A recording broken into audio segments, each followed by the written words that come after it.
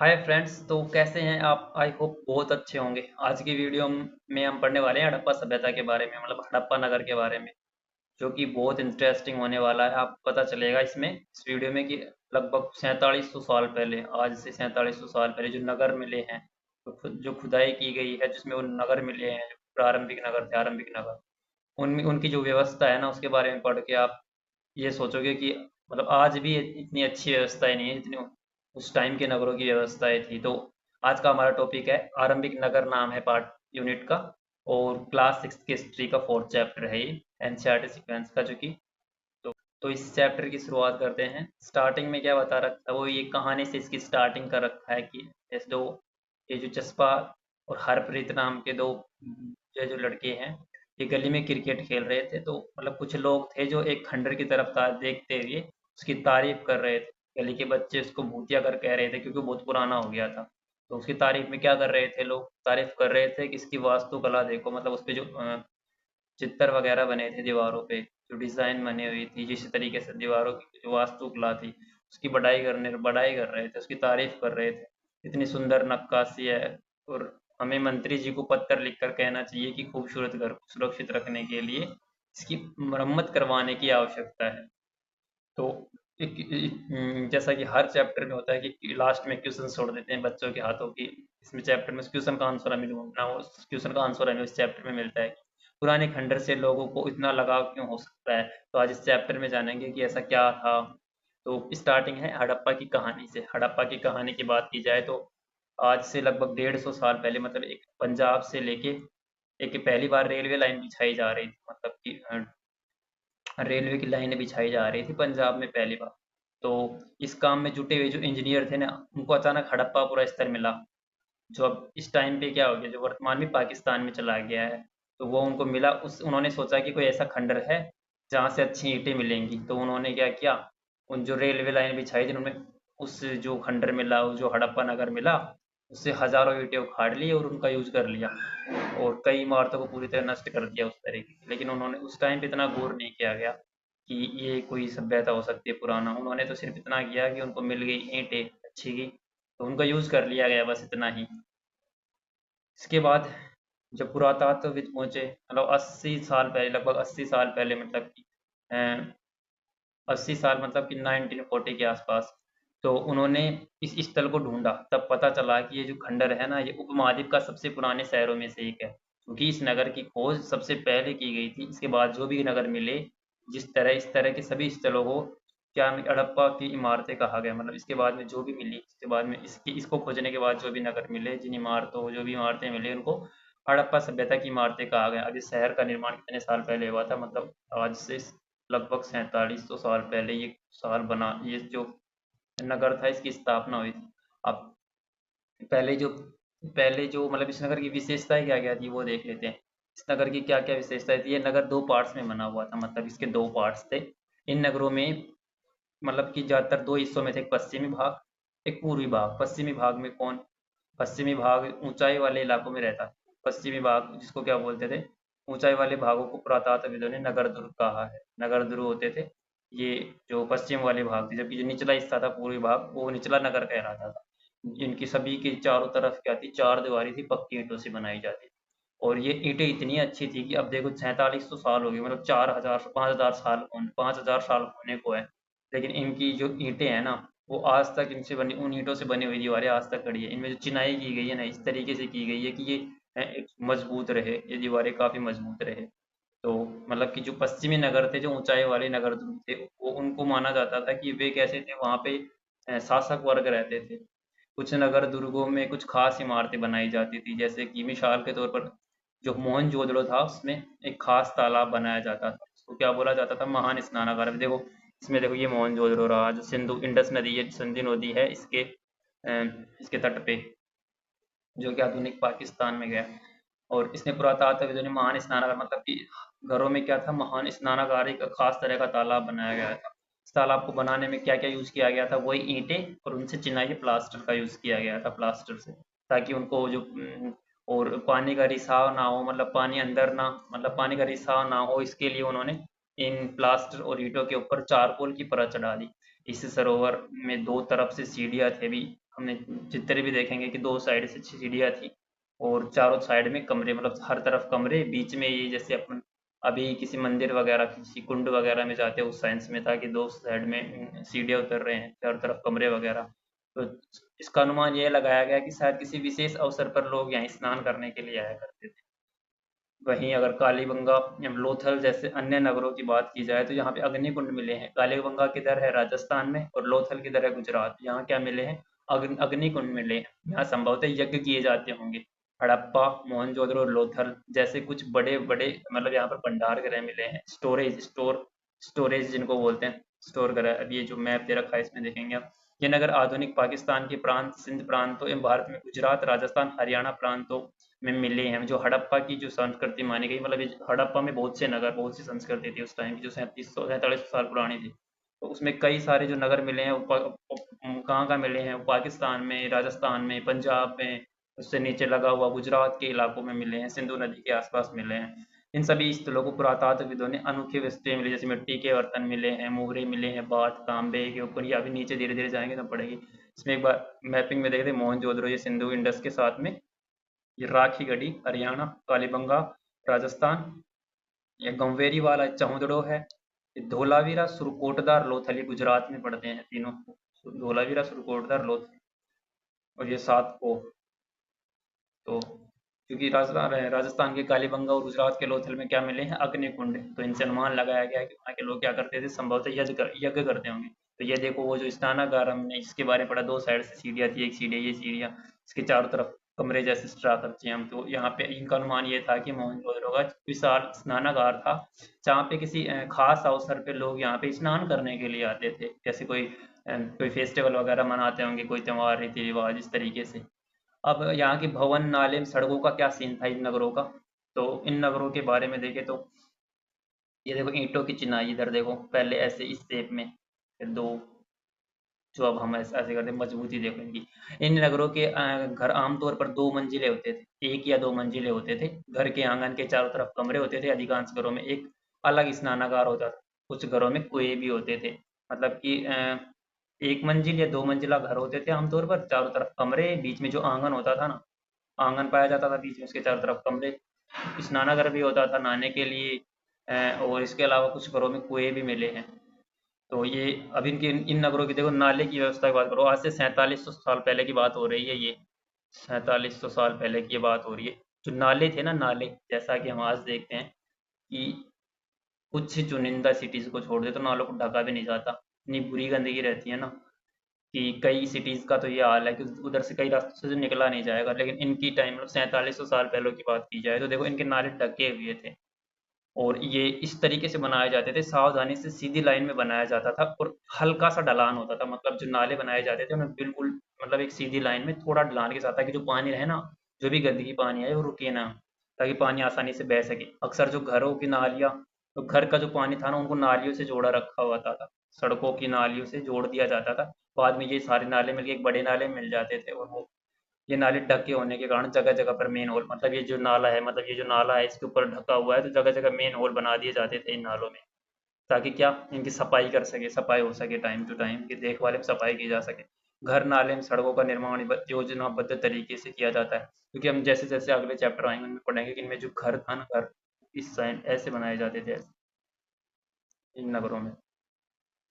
और सड़क के दोनों साइड में गेट होते थे। तो ये देख सकते हो आप, 4700 साल पहले की बातें हो रही है। यहाँ पे नालों का क्या सीन था, गंदगी नहीं हो उसके लिए नाले इन्हें योजनाबद्ध तरीके से बनाए जाते थे। वहीं अगर नगर की बात की जाए, नगरीय जीवन कैसा था यहाँ के लोगों का, तो हड़प्पा नगरों में बड़ी हलचल रहा करती होगी, क्योंकि ऐसा जैसा सिटी बनाई जा रही है, जैसी जो बंदोबस्त देख के तो हलचल तो होनी ही है कि नगर अच्छा होता। खास इमारतें बनाने में, योजना में जुटे रहते होंगे लोग। संभवतः यहाँ के जो शासक थे, वे शासक लोगों को दूर दूर तक मतलब भेजते होंगे, किसके लिए? धातु लाने, बहुमूल्य पत्थर एवं उपयोगी चीजें मंगवाने के लिए। शायद शासक लोग खूबसूरत मनके, मनके में हमने जाने हैं कि मनके वो जो गले में पहनने की, जिनमें माला वगैरह बनाई जाती है, खूबसूरत मनके, मनके सोने चांदी वैसे बने आभूषण जैसे कीमती चीजें अपने पास में रखते होंगे। और इन नगरों में लिपिक भी होते थे। लिपिक कौन होते थे? जो मोहरों पर जो मोहरें थी, उनके ऊपर लिखते थे या जो चित्र वगैरह बनाते थे, उनको लिपिक बोलते थे। इसके अलावा इन नगरों की बात की जाए तो यहाँ शिल्पकार पुरुष भी होते थे और स्त्री भी होती थी। अपने घरों या किसी उद्योग स्थल पर तरह तरह की चीजें बनाते थे। और ये लोग क्या करते थे, लंबी यात्राएं भी करते थे, वहां से उपयोगी वस्तुएं लाते थे, साथ में ले कर भी जाते थे। और लाते थे साथ में क्या, अपने क्षेत्र की किस्से कहानियां लेके जाते थे दूसरों में, जहाँ पे भी जाते थे और उधर से भी लेके आते थे। और मिट्टी से बने खिलौने भी मिले हैं जिन्हें शायद बच्चे खेलते होंगे। तो ये जो चित्र दे रखा, ऊपर दे रखा है मोहनजोदड़ो की एक सड़क जिसमें बना हुआ एक नाला। एक नाला, एक सड़क है, उसके पास में नाले बना हुआ है, सड़क के साथ में नाला बना हुआ है। दूसरे नंबर पे कुआं दे रखा है कि उस टाइम पे एक कुआं ऐसा। इसके अलावा ये मिट्टी के खिलौने हमने जाने बच्चों के खेलने के लिए। और इसके अलावा ये जो मोहर है, एक मोहर का साइन है जिस पर एक पशु का तो उस पशु का कुछ चित्र वगैरह बना हुआ है, एक लिपि में कुछ लिखा हुआ है। तो ये उस टाइम के नगरों से मिले हैं। इसके अलावा अब ये पत्थर की बाट देख लो, पत्थर की बाट, पत्थर की बाट देख, जो किससे बने थे, चर्ट पत्थर से बनाया जाता, पत्थर का क्या नाम था, चर्ट पत्थर। और बाएं में मनके, ये मनके हैं, बाएं में मनके हैं, इनको कार्नेलियन पत्थर से बनाए जाते थे। कार्नेलियन पत्थर जो कहाँ से मंगाया जाता था, ये अफगानिस्तान के बदख्शा की पहाड़ियों से मंगाया जाता था। कार्लियन पत्थर को तराश कर मन के बनाए जाते थे ताकि उनको धागा डालकर माला बना ली जाती थी। इसके अलावा नीचे एक ये जो चित्र दे रखा है, ये पुरोहित का कपड़े पहने हुए है, कढ़ाईदार वस्त्र पहने हुए हैं। ये मूर्ति मिली कहाँ पे है, ये मिली है मोहनजोदड़ो से मिली है। एक मोहनजोदड़ो से मिली पत्थर से बनी एक मूर्ति है जहाँ तिपाई तिपाई छाप वाले कपड़े पहन रखा है ये पुरोहित जो है। हड़प्पा सभ्यता के लोग पत्थर की मोहरें बनाते थे। आयताकार मोहरों में सामान्यतः जानवरों के चित्र मिलते हैं हड़प्पा सभ्यता में। काले रंग के डिजाइन पर खूबसूरत लाल मिट्टी के बर्तन बनाए जाते हैं, मतलब काले रंग का कोई डिजाइन लेंगे उस पर लाल रंग की मिट्टी से लेके, तो black on red pottery, black on red pottery, BRPW। इसके अलावा यहाँ के जो पुरातात्विदों को क्या क्या मिले हैं, यहाँ से पत्थर मिले हैं, शंख मिले, तांबे, कांसे, सोने, चांदी जैसी धातुएं, इनसे बनाते थे ये सारे। कांसे के औजार भी, हथियार भी, गहने एवं बर्तन भी मिले हैं। सोने एवं चांदी से बने, मतलब गहने, सोने और चांदी के गहने मिले, बर्तन मिले हैं। और सबसे मेन इनका जो आकर्षक वस्तुएं थी, मन की बाट और फलक, ये मेन वस्तुएं थी। अब इनके बारे में हमने जाना। अब इसके बारे में जानते हैं कि जो 7,000 साल पहले मिला था, ये 7,000 साल पहले का बना हुआ है। मिला तो अभी था जब मेहरगढ़ के कपास की खेती होगी। इससे अनुमान लगाया गया है कि जो जिस मोहनजोदड़ो के आसपास मेहरगढ़ में कपास की खेती होती होगी, जिससे क्या वस्त्र बनाए जाते थे। कपड़े के जो टुकड़े कैसे मिले थे, कपड़ों के मतलब जो टुकड़े कैसे मिले, चांदी के जो अवशेष थे उनका एक फूलदान के ढक्कन पर तथा कुछ अन्य तांबे की वस्तुओं से चिपके हुए कपड़े के अवशेष मिले हैं। तो पक्की मिट्टी या फेयन से बनी हुई तकलियाँ सूत कताई का संकेत देती हैं, मतलब तकलियाँ जो सूत कातने के लिए बनाई जाती थी वो मिली है, जो फेन से बनी होती है। तभी फेन्स क्या होता है, फेन्स के बारे में जाने पहले। तो फेन्स होता है पत्थर और शंख प्राकृतिक तौर पर पाए जाते हैं। मतलब फेन्स क्या होता है, जो कृत्रिम रूप से तैयार किया जाता था। क्या होता था, जो बालू या जो स्फेटिक पत्थर, बालू या जो पत्थर का जो चूर्ण होता था ना, उसमें गोंद मिला दिया जाता था ताकि और उनसे क्या बनाई जाती थी वस्तुएं, उसको क्या बोलते थे, फेन्स बोलते थे। मतलब कि बालू और स्फोटिक पत्थर के चूर्ण में गोंद मिलाकर उनसे वस्तुएं बनाई जाती थी, जैसे पत्थर और शंख के प्राकृतिक, मतलब शंख पत्थर को चूर्ण हो गया शंख का। तो लेकिन इसके बाद उन वस्तुओं पर एक चिकनी परत चढ़ा दी जाती थी। पहले तो क्या करते थे, बालू या जो पत्थर थे, जो शंख वगैरह उनके उनके उनको पीस के उनमें गोंद मिला देते थे, फिर उनसे स्ट्रक जो भी बनाना होता था वो बना देते थे, फिर उस पर एक चिकनी परत चढ़ा दी जाती थी ताकि इस चिकनी परत के रंग प्राय नीले में हल्के हरे होते थे। फेन से क्या क्या बनाए जाते थे, मनके बना दिए, चूड़िए बना दिया, बाले और छोटे बर्तन बनाए जाते थे फेन से। तो ये देखो, इसमें फेन्स का चित्र भी दे रखा है, समझ आ रहा होता। इनमें से अधिकांश वस्तुओं का निर्माण विशेषज्ञ, अब विशेषज्ञ क्या होते हैं, विशेषज्ञ वो होते हैं जो किसी खास चीज को बनाने के लिए खास प्रशिक्षण लेते हैं। जैसे किसी पत्थर को तराशना हो, मनके को चमकाना हो, या मोहरों की पच्चीकारी करना हो। जैसे हर कोई नहीं कर सकता, जो काम विशेषज्ञ कर सकते हैं, हर काम में एक विशेषज्ञ होता है, चाहे मूर्ति बनाने का हो, पत्थर से मूर्ति बनाना, तराशना, मनके चमकाना, तो ये सभी चेहरा कितना आकर्षक ढंग से बनाना है, दाढ़ी कितनी अच्छी तरह दर्शाना है, ये सारा डिसाइड कौन करेगा, इससे अगर हम मूर्ति बनाने के लिए बैठ जाएं तो फिर सोच सकते हो फिर क्या होने वाला है। हर व्यक्ति विशेषज्ञ नहीं हो सकता। हमें पता नहीं है कि क्या सिर्फ उसी ही ऐसा कामों की प्रशिक्षण हासिल करते होंगे या फिर केवल महिलाएं भी, शायद कुछ महिलाएं पुरुष दोनों इस काम में दक्ष थे, ये अनुमान लगाया जा सकता है। उस टाइम कच्चे माल की खोज, अब चूंकि सब कुछ बनाने के लिए, कपड़े वगैरह बनाने के लिए, आभूषण बाट वगैरह मन के बनाने के लिए जो ये सामान चाहिए, कच्चा माल जो चाहिए। अगर पहली बात तो कच्चा माल क्या होता है, ये दो दो प्रकार का होता है। एक प्राकृतिक रूप से मिल जाते हैं, मतलब पदार्थ, उन पदार्थों को कहते हैं जो प्राकृतिक रूप से मिलते हैं या फिर किसान या पशुपालकों के द्वारा उत्पादित करते हैं। और लकड़ी जैसे धातु की अयस्क जो प्राकृतिक, मतलब कच्चे माल दो प्रकार से मिलते हैं, एक प्राकृतिक रूप से सीधे प्राप्त हो जाते हैं, दूसरा जैसे किसानों के द्वारा, पशुपालकों के द्वारा उत्पादित किया जाए, जैसे कपास के, जैसे कपड़े बनाने के लिए कपास चाहिए वो किसानों के द्वारा उगाया जाता है। इसके अलावा जैसे लकड़ी वगैरह चाहिए वो नेचुरली मिल जाती है प्राकृतिक रूप से। तो मिसाल के तौर पर किसानों द्वारा पैदा किया गया कपास हमने जाना है। इसके अलावा कुताई कताई बुनाई करके कपड़ा तैयार करना, तो इसके लिए कपास चाहिए वो कि कृत्रिम रूप से बनाया जाए किसानों के द्वारा। हड़प्पा के लोगों को कई चीजें वहीं मिलती थी, लेकिन तांबा, लोहा, सोना, चांदी एवं बहुमूल्य पत्थर वे दूर दूर से आयात करते थे। हड़प्पा सभ्यता के लोग अब ये करते कहाँ कहाँ से, जैसे हड़प्पा की सभ्यता के लोग तांबे का आयात कहाँ से करते थे, संभवतः राजस्थान से करते थे। राजस्थान से जैसे खेतड़ी सिंगाना, वहां से ये तांबे का आयात करते थे। यहाँ तक कि पश्चिम एशियाई देश ओमान से भी तांबे का आयात करते, एशिया तक में जो ओमान देश था ना, वहां से भी तांबे का आयात करते थे। अब कांसा चाहिए, कांसा क्या होता था, तांबे को और टिन को एक साथ मिलाया जाता था। कांसा बनाने के लिए तांबे के साथ मिलाई जाती थी, किसमें, धातु टिन। टिन थी, मतलब कांसा तांबा, तांबा मंगा लिया कहाँ से, राजस्थान से, ओमान से। अब चाहिए क्या, कांसा, कांस्य, कांस्य सभ्यता बोलते थे इसको। तो अब चाहिए क्या, टिन। टिन का जो कहाँ से करते थे आयात, ईरान से और अफगानिस्तान से किया जाता, टिन का आयात अफगानिस्तान और ईरान से। इसके अलावा जो सोना है वो आयात कहाँ से होता था, आधुनिक जो कर्नाटक है ना, भारत का कर्नाटक, वहां से। और अन्य जो बहुमूल्य पत्थर थे उनका आयात गुजरात से हो गया, ईरान से हो गया, अफगानिस्तान से किया जाता था। तो हमें यहाँ पे पता चल रहा है काफी इंपॉर्टेंट इंपॉर्टेंट एक्चुअल की तांबे का आयात कहाँ कहाँ से करते थे, राजस्थान, ओमान से। वहीं कहाँ से बनाने के लिए क्या चाहिए, टिन चाहिए, तांबा चाहिए, तांबा आ गया। टिन कहाँ से मंगा रहे हैं, टिन मंगा रहे हैं ये आधुनिक ईरान से, अफगानिस्तान से। इसके अलावा सोना कहाँ से मंगा रहे हैं, हमारे देश के कर्नाटक से। इसके अलावा और भी जो बहुमूल्य रत्न थे, और भी बहुमूल्य जो धातुएं थी, वो कहाँ से मंगवा रहे हैं, ये ईरान से, अफगानिस्तान से, गुजरात से मंगवा रहे हैं।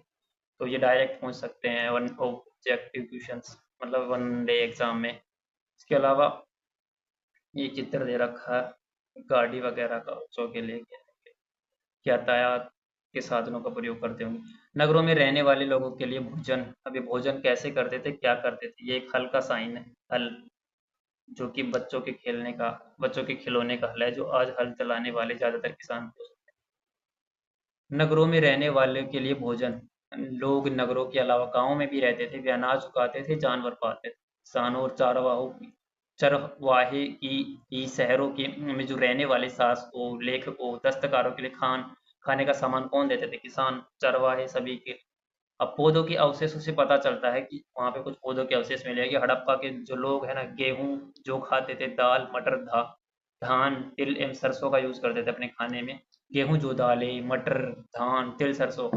जमीन की जुताई के लिए हल का प्रयोग एक नई बात, इस टाइम पे जो हल का प्रयोग था वो एक नई बात थी, एक नई बात थी। हड़प्पा काल के हल, तो मतलब हल क्यों नहीं बचे, हल बचे नहीं, ये केवल बच्चों के खिलौने मिले हैं। इसलिए नहीं बचे क्योंकि वे लकड़ी के बनाते, प्राय लकड़ी के बनाए जाते थे। और ये क्या थी, बारिश की वजह से ये इनके हो गए, दीमक वगैरह लग गई होंगी, और ये इनका अस्तित्व समाप्त हो गया, ये गल गए।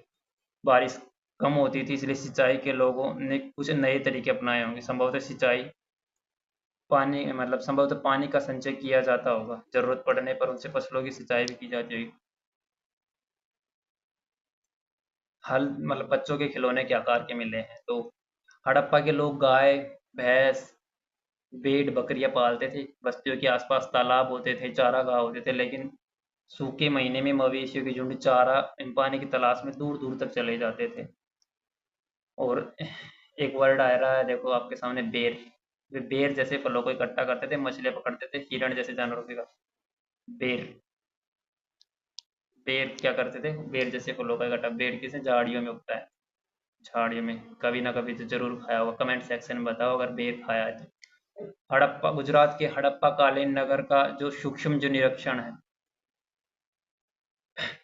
एक गुजरात की, मतलब कई जगह मिली हैं हड़प्पा के नगर। तो गुजरात से रिलेटेड हम स्पेसिफिक अध्ययन करते हैं कि गुजरात में ऐसा क्या है। गुजरात का जो धोलावीरा नगर है ना, उसके बारे में पढ़ते हैं। कच्छ के इलाके में खदीर बेत के किनारे, खदीर बेत है कुछ, वहाँ साफ पानी मिलता था। और धोलावीरा नगर में पानी समुद्र के पास में था, तो साफ पानी मिलता था। जमीन भी कैसी थी, उपजाऊ थी। यहाँ पे जो नगर है ना, चूंकि हड़प्पा के नगर हमने देखे थे वो दो पार्ट्स में डिवाइड थे, एक पश्चिमी नगर, एक पूर्वी निचले वाला हिस्सा जहाँ पे लोग रहते थे, जनता रहती थी। जबकि धोलावीरा है ना, यहाँ नगर तीन भागों में बटे हुए थे। यहाँ पे तीन थे, तीन पार्ट थे धोलावीरा में। कैसे कैसे थे? हर हिस्से के चारों तरफ ऊंची ऊंची दीवारें हो, तो वहां पे भी थी। अंदर जाने के लिए एक प्रवेश द्वार होता था, एक एंट्री गेट हो गया। आपको अंदर जाना हो तो एंट्री गेट से होकर गुजरना हो। नगर में एक खुला मैदान भी था जहाँ सार्वजनिक कार्यक्रम आयोजित किए जाते थे। कुछ अवशेषों से हड़प्पा लिपि के बड़े बड़े अक्षरों में, पत्थरों में खुदाया पाया गया है। मतलब बड़े बड़े अक्षरों के पत्थरों पर, मतलब लिपि वगैरह कुछ मिला है, अवशेष मिले हैं उन मैदानों में। अभिलेखों को संभवतः लकड़ी से जड़ा गया था। यह एक अनोखा अवशेष है, क्योंकि आमतौर पर हड़प्पा के जो लेख थे वो मोर जैसी छोटी वस्तुओं पर पाए जाते थे। क्योंकि हड़प्पा के जो अभिलेख पाए जाते थे आमतौर पर मोहरों पे ऐसी छोटी छोटी आकृतियां पाए जाते थे। लेकिन ये जो लोथल में मिला, ये जो सॉरी धोलावीरा में जो मिला, इसमें क्या था कि एक बड़े मैदान में, मतलब बड़े पत्थरों पे खुदा, मतलब लिपि बड़े बड़े अक्षरों को पत्थरों पर खुदा पाया गया। ये एक यूनिक चीज थी जो मिली।